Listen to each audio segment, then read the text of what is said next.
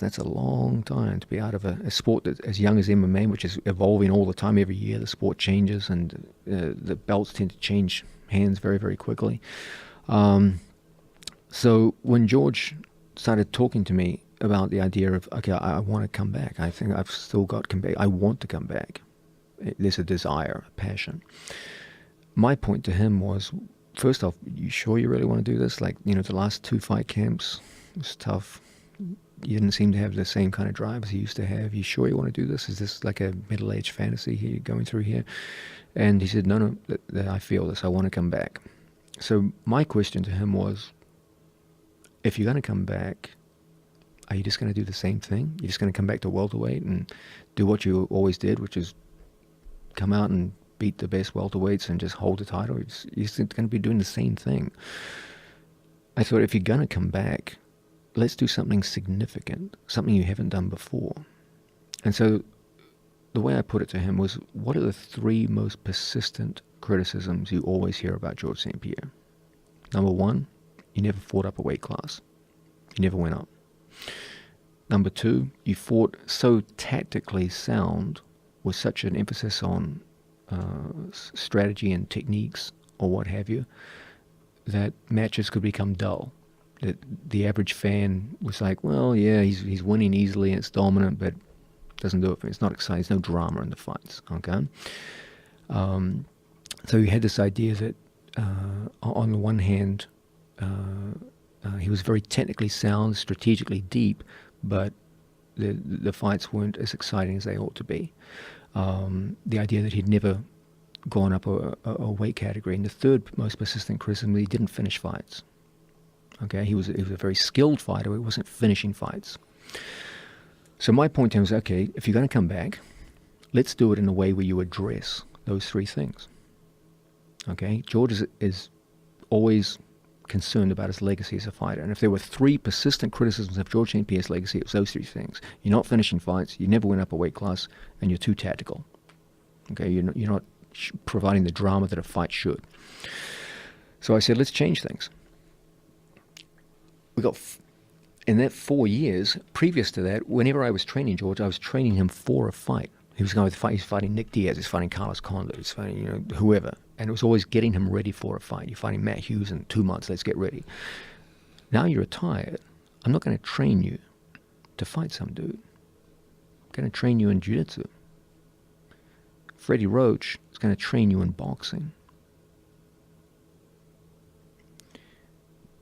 In this sense, we had the time now to start working on finishing skills.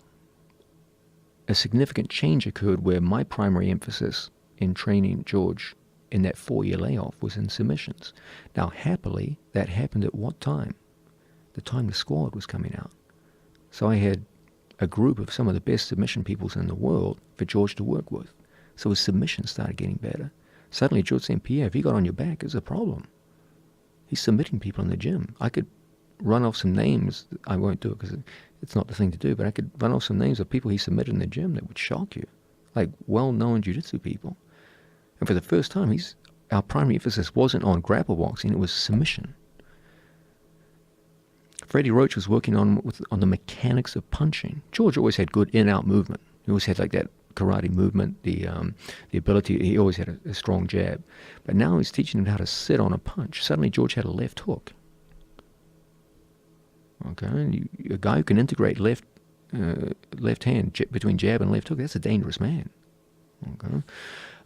Everyone was worried, there's so much overreaction to George's jab that suddenly left hook opportunities were opening up, and now he was sitting on that left hook and people were getting hurt. So now for the first time you got a guy who's got submissions and he's hitting with genuine power.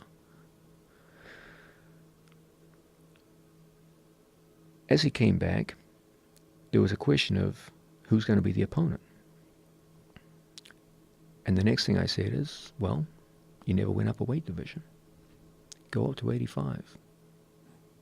Now, was any consideration about going up to 85 because of the fact that Bisping was the champion? No. And George had trained with Bisping? Because that decision was made before Bisping was the champion. Really? Yeah. How far in advance was the decision made? Because Bisping had defended against Henderson. Remember, this he'd won against Rockhold. was a 4-year project. Okay, I didn't. So during initially, these 4 years, initially, I he- couldn't make that decision because another student of mine, Chris Weidman, was the 185-pound champion, and Chris and George would never fight each other. But once that was no longer an issue, then it was like, hey, this could work. This could be interesting. So during the entire 4 years, he was talking about eventually Not coming back. not the entire 4 years. No. Okay. But he was training the whole time, and I was pushing him. Okay, you're not fighting anymore. Let's do some submission grappling. Right. Okay. He stuck with Freddie Roach. He loves working with Freddie Roach, and so the training was going in different directions. And who is this Muay Thai coach? Mostly he works with Faraz Zahabi in TriStar, but that's more integrated. Faraz is a black belt of mine, so he often does jiu-jitsu with Faraz. I teach Faraz, and Faraz that does a good job there. But Faraz ties things together. That's his principal function. And I know he trained with Phil Nurse for a while as well. Yeah. Then he trained with a lot of guys who came out of Thailand itself, from Tiger Muay Thai, Yod. That's a shortening of his actual name. They all have very long names, but Yod was one of his trainers. They trained him prior to Condit and Diaz. Did a fine job. So there's never been a shortage of coaches in his life, but there are certain things that seem to gel with him more than others. Interestingly, during that 4-year period, George had a strong rebirth into karate and worked with a lot of specialized karate people, including Raymond Daniels and others. They came from mostly from the European point fighting karate circuit, and he was working with them a lot. And so they crossed a certain period of time where you're dealing with a different athlete now. This is a guy who's had 4 years off, and the training had gone in different directions. His finishing skills in both fisticuffs and grappling had gotten considerably better. He was toying with the idea of going up to 85 and experimenting with diet, etc., to get his body weight up. That's never an easy thing to do. And tactically, he was working more on the idea of being an exciting fighter through movement and pushing harder for the finish. And I thought those were 3 very, very healthy directions to go in. And this would, as it were, if he did come back, this would offer a genuine opportunity to address the 3 most persistent criticisms of his career. Initially, there was a lot of resistance from the UFC. I don't think they were fond of the idea at all. They wanted him to go to 170 and do what he had done. But George pushed hard for the fight at 85, and ultimately it happened in a rather strange way. Tyrone Woodley had a fight at 170, which wasn't the most crowd-pleasing fight, and George St. Pierre was supposed to fight Tyrone Woodley, and then the UFC said, you know what, fight Bisping, it's on. So we chose the Madison Square Garden. That's one of the great fight capitals of the world, and that's how it happened. So there was consideration in fighting 170. Yes. And so this was the UFC's idea, but what about your plan for? I thought, first of all, I'm not the matchmaker. I'm not the main policy maker. I don't want to say that I was the guy that suggested those ideas, and George seemed to like the idea. He said, if I'm going to come back, if I'm going to take the risk of a 4-year layoff and come back, it's a big risk. You know? Yeah. I mean, Muhammad Ali came back after 3 years and had 2 warm-up fights and still lost his title fight. Yeah, but Muhammad Ali really wasn't working out.